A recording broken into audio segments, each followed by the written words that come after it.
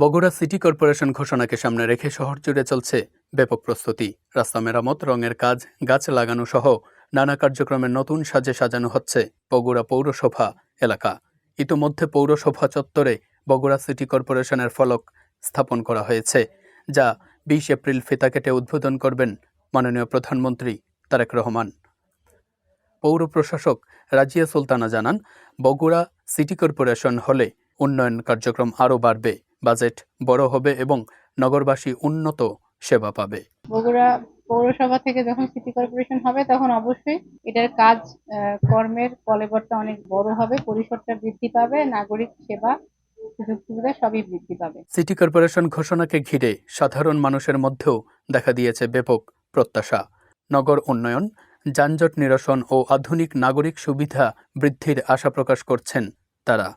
এই city corporation করবি, এই অটো আলাগের লাইসেন্স করে দেওয়া লাগবে, বুঝছেন? আর রাষ্ট্রীয় যে নিয়ম আছে ওই নিয়ম করা লাগবে, তাহলে আমরা খুশি অটোওয়ালারা। আর কিছু চাই না, বুঝছেন? তারেক রহমানের কাছে রাস্তাঘাট পাকা, বুঝেননি? বগুড়াবাসীর উন্নত ভাই, তাহলে আমরা খুশি ভাই। বগুড়া উন্নত হলে সবাই চিনবে যে বগুড়া শহর ভালো হচ্ছে, বগুড়াত কাজ করছে। এতদিন আওয়ামী লীগ সরকার থাকছে কিন্তু বগুড়াত কাজ হয়নি, এখন বিএনপি সরকার আসছে, আমাদের বগুড়ার কাজ হবে, বগুড়ার উন্নয়ন হবে, ভালো হবে। প্রধানমন্ত্রীর আগমন উপলক্ষে প্রস্তুতির কথা জানিয়েছেন বগুড়া জেলা বিএনপির নেতারা। জেলা বিএনপির সাংগঠনিক সম্পাদক শহীদুন নবী সালাম ও যুবদলের সাধারণ সম্পাদক আবু হাসান তাদের প্রতিক্রিয়া ব্যক্ত করেছেন।